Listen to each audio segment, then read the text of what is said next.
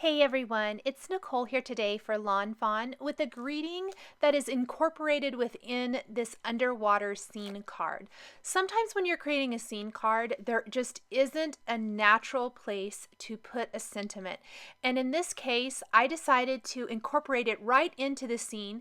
It kind of follows the line of that cute little shark and works really well, is part of the scene, doesn't take away from anything, but it's still there. I inked up my background, and I apologize, that part must have not got filmed on accident. The colors for my background are Blueprint Sketch and Salty Ocean Distress Oxide ink. I spritzed it with water from a distress sprayer. The panel was die cut with a large stitched rectangle die, the largest A2 size die. Then I am pouncing some Lawn Fawn Yeti pigment white ink through a raised stencil and blending it out into the background to make it appear that light is filtering through the water. And I like to just kind of blend with one of the colors of ink I've already used. Now I am going to use the Bayou backdrop as seaweed rather than vines. If you flip it around and turn it upside down, you can make this be more of a seaweed type of look, and I thought it would be really cute to frame up my scene. That inside piece that I've popped out, I can also use, and I am going to die cut that using a simple stitched hillside border. This is going to be the sand along the bottom of my scene card back behind the seaweed, and then my frame is going to go over that inked background that I just showed you. To ink up the sand, I'm going to use some Antique Linen Distress Oxide ink, and we're just going to ink this all up. I also want to mention anything I'm inking for the background was die cut from Bristol Smooth cardstock. It's going to accept the ink really well. It's going to be really super smooth and have beautiful results. Now I'm going to take my Bayou backdrop, and I need to do a little masking. I want the seaweed, or these little, whatever I call them, seaweed, coming up from the bottom to be green, and I want the rest of it to be another color. Now originally I thought I wanted this to be sand along the bottom, and then I would ink up the edges with Blueprint Sketch and Salty Ocean Distress Oxide ink to mimic the look of the ocean. As I did this, and you're going to see, I left it in on purpose. I wanted to show you how you can fix something like this.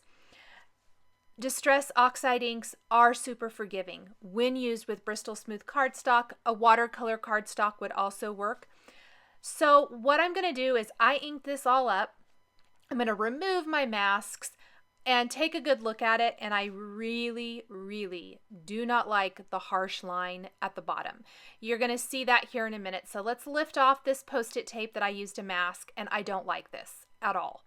I'm going to grab my background, and I looked at it kind of out of range of camera, and I was like, nope, that's not going to work. We're going to take our Blueprint Sketch ink, and we're going to go right over that antique linen, and you can see it blends out beautifully. Is it maybe as blue as it would be if I had used it right on white paper? Maybe not, but I think it's pretty forgiving, and I think that if I didn't tell you, you would never know that this had a little bit of that antique linen underneath. So I like that so much better. I did spritz it with water from a distress sprayer to mimic the look of the background. I'm going to mask off the sides and the bottom now. And I'm going to take the brand new Mowed Lawn Distress Oxide ink, which I'm so super excited about. This is my favorite green ink, so I'm delighted to be able to use this to create my green seaweed. And I'm just going to ink it up, concentrating the ink at the bottom and lightening at the top. Spritz this with water from a distress sprayer, blot it dry, all that good stuff. Remove our Post-it tape masks, and look at this awesome inked seaweed border, so it looks like an underwater scene. So there's all of our elements. I did die cut the Bayou backdrop 2 more times from smooth white cardstock, and we are going to stack this so it's 3 high. Little tricky with all of these little vines or seaweed because they're so simple, or delicate, I guess I want to say, not simple, delicate. And so I'm going to take some Ranger Multi-Matte Medium, draw little lines of glue all over this, stack them one on top of another, making sure to take a little bit of extra time to line these up, make sure that they're one on top of another. Put something heavy on top to hold it nice and flat.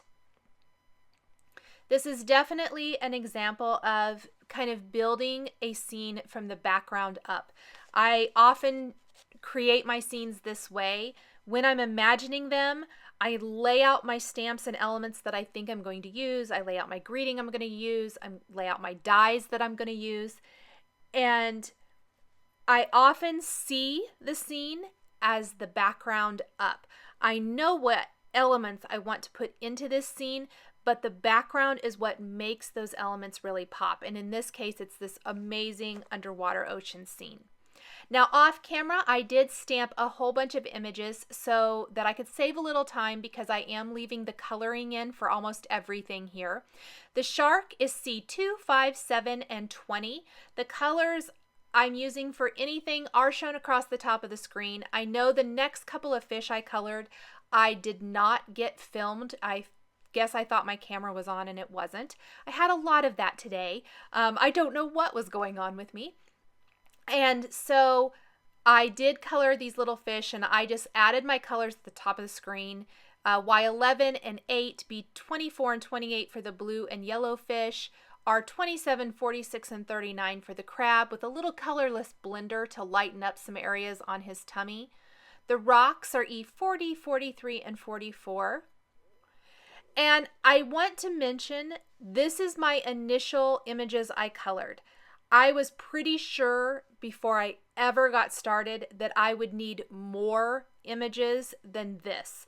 And I really wanted to use multiples, which you will see in the finished card. There are multiples of the jellyfish and my small yellow fish, and that is very much on purpose. I think repetition in a scene like this is a very useful tool that gives you this amazing full scene. Plus there's tons of other fish and other elements going on, but when I first start, I generally start with what I think I'll need, and then I knew I would have some duplicates, but at that point when I stamped the duplicates, I also realized I wanted a few extra things, some coral and things to put along the bottom of the scene, a couple of extra fish, the little hearts coming up from the shark, things like that.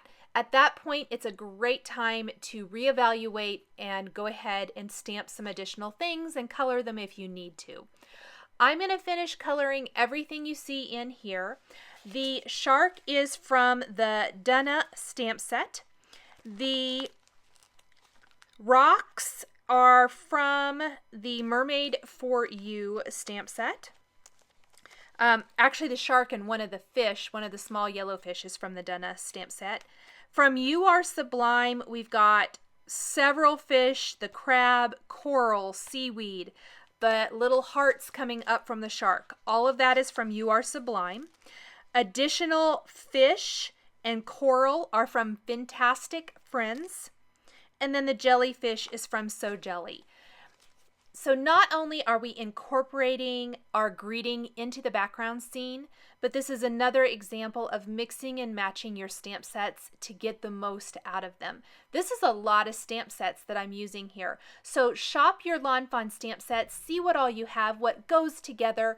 This works for lots of different scene cards, not just your ocean scene cards. It's one of my very favorite techniques because they tend to work with one another across the board. So you can create all kinds of amazing cards with these stamps and dies.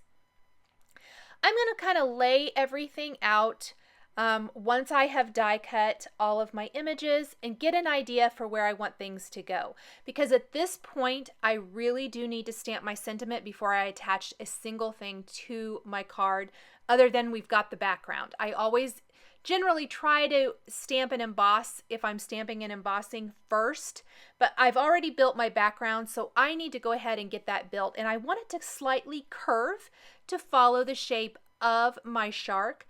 I'm using a little post-it tape to hold some of that seaweed out of the way. And then I am going to use a powder tool. I'm going to stamp this with Versamark ink, sprinkle on some Lawn Fawn white embossing powder, and emboss the sentiment you are jawsome.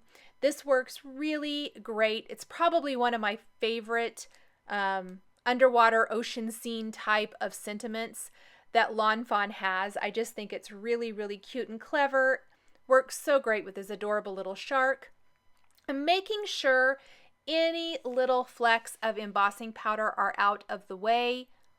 And I'm also going to grab my heat tool, and I saw something, I didn't think it was covered all the way, so I went ahead and added a little more embossing powder. And then we are going to go ahead and heat set this so that it's nice and bright white against the background. So now that I have my sentiment stamped, I am ready to start putting it all together. And those rocks look really cute layered down there behind the seaweed. I want everything to be super layered, and I want this to be really, really full, almost kind of like an aquarium type of look. So we've got the things down here along the bottom, and I found it was easiest to add detail as I went. A lot of times I save this to the very end, and I thought I'd try something new today. So I added black glaze pen to the eyes and some white pen detail as well. And I'm going to be mixing and matching, adding and adhering things directly to my background, and then popping some up with foam adhesive for that little bit of dimension. This will also help with that illusion of lots of dimension in an underwater scene. So the shark is definitely a central focal point of this design. He's going to be popped up right there above the sentiment. We will take a black glaze pen and add detail to the eye here, a white pen, and add some detail pretty sparingly. I'm not going to go too over the top, but every single image is going to have a little bit of white pen detail to really help make it pop and add that fun, great little highlight. My jellyfish, I kind of like to know where my big guys are going first. So this big fish and my jellyfish are my two next biggest. And part of these images are, if anything is going to be kind of out of scene, if you will, I'm going to just trim that down instead of tucking it under the edge. I find when you tuck that underneath the edge, it makes the frame kind of wonky and doesn't look as good. So I like to just trim it off, and I don't even measure or draw a line. I just take my scissors and trim it. It usually works out fine. Let's add a foam adhesive dot behind a couple of the fish, but most everything else, with the exception of one of the jellyfish, are going to be flat to the background. And that's for a couple reasons. One, the dimension that I was talking about a minute ago. And number two, the smaller images are a little bit trickier to add foam adhesive behind. I have to trim it down, and I was feeling kind of lazy, and so I just use glue dots for most everything else. So there are my cute little, I call these the Dory fish from Finding Nemo. But I don't know why, but I love these fish, and I always color them this way. This set is from Fintastic Friends. It's been out for a couple years, and this is my favorite way to color those guys. So these are my two fish up at the top who are trimmed down. So the fish over, I guess, on the side, and then this fish I just added at the top. I've got my other little shark here that we're going to tuck underneath, kind of almost hiding behind the seaweed, which is okay. It really helps make this a really full scene. And then we've got all of our little guys over here on the edge. And again, we want to make sure that some are coming in off the edge, so we'll trim them down. Even when we get to the final jellyfish, I'm going to be trimming one of those down as well. And that'll be the second one that I do. This one's the initial one I popped up with a little foam adhesive. And I'm even slightly overlapping one of the fish because, again, this just lends itself to that really full aquarium underwater type scene. Pin detail with my white and black pins, of course, for everything. These are two of my most often used tools for all of these cute little critters, for decorating them and finishing them off. So here is a look at what I decided I needed to finish off my scene. Another jellyfish, 2 more of the little yellow fish, another fish option because I thought went ahead and needed something else, a couple of coral, some more little seaweed. This one's going to be stamped and colored, and of course that little trio of hearts from the You Are Sublime stamp set, because I thought that would be cute coming up from the shark in lieu of using bubbles. I wanted to mention that too. All of these stamp sets pretty much have bubbles in them, which I think are adorable and I have used so many times. I did not use them today for a couple reasons. There is so much going on in the card. I thought it would be kind of hard to figure out where I wanted bubbles to go. So I spritzed my background, which was inked, with water from a distress sprayer, and that automatically gave me some lighter areas that I think almost look like bubbles. And then I'm also going to go ahead and take Nouveau Crystal Drops in Gloss White, and I will add some of my own bubbles with an embellishment type of product when I'm all done. I love the bubbles, and most of the time I do use the bubbles, but I was really afraid of trying to stamp them after I had adhered everything in case I got ink on one of these images that I've spent all of this time coloring. So just a couple of ideas if you like to add bubbles to your underwater type of scenes. Those are a couple things you can do. You can add it with glossy accents, crystal glaze. You can add it with Nouveau Crystal Drops like I'm doing here today, or you can spritz it with a mini mister or distress sprayer like I did today. There's just lots and lots of different ways to get that bubble look. So I'm adding in all of my final little pieces, trying to figure out where everything goes. I do want to mention I purposely did not attach any of the seaweed when I put together my background because I knew I was going to have quite a few additional things that needed to be tucked underneath, and I didn't want to kind of mess with that too much. When I'm all finished, I can take some liquid glue, add little drops of it behind my seaweed, and then put something heavy on top to hold it down until it dries, and that should help keep it nice and flat. Now I'm going back in and adding additional detail with my white pen. I noticed I forgot this fish up at the top of my card, so this is a great time to go ahead and fill that in. Make sure you've got all of your images embellished the way you want them to look. Have the eyes all embellished. I see that I forgot a fish. We want to add that little guy. For whatever reason, I love these little goldfish cracker looking fish. That's what I always call them. And they're in several of the Lawn Fawn stamp sets, and I think they are so much fun. I love them. I think they're an incredible addition to any underwater scene. Now, I thought it would be fun to draw in some little eyelashes for some of my underwater critters. So the jellyfish and one of the larger fish have some eyelashes. I really thought that was probably enough. I didn't want to do overkill, but I think eyelashes are kind of fun. We'll draw those in with a fine detail pen. We're going to grab some Nouveau Crystal Drops in Gloss White like I was mentioning. Also, here is where I went ahead and took some Ranger Multi-Matte medium, and I'm drawing some little lines of glue back behind these, and then I'm just going to pop them down in place.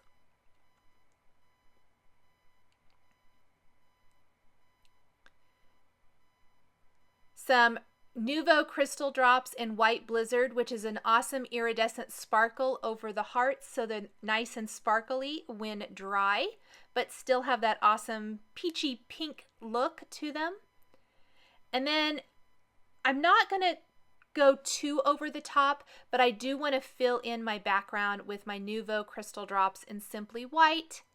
This is going to give some awesome little bubbles all over the design. Once these have sat and dried for a good 24 hours, your card will be ready to be put in the mail. And your underwater ocean scene card, featuring a greeting that is incorporated into the overall background scene of the design, is all finished. Thank you guys so much for joining me today for one of my very favorite kind of cards to create, an underwater scene card. The supplies I used to create my card are listed and linked below the video here on YouTube. Here are a couple more cards featuring Lawn Fawn stamps and dies that you might be interested in. Thanks for watching, and we'll see you next time.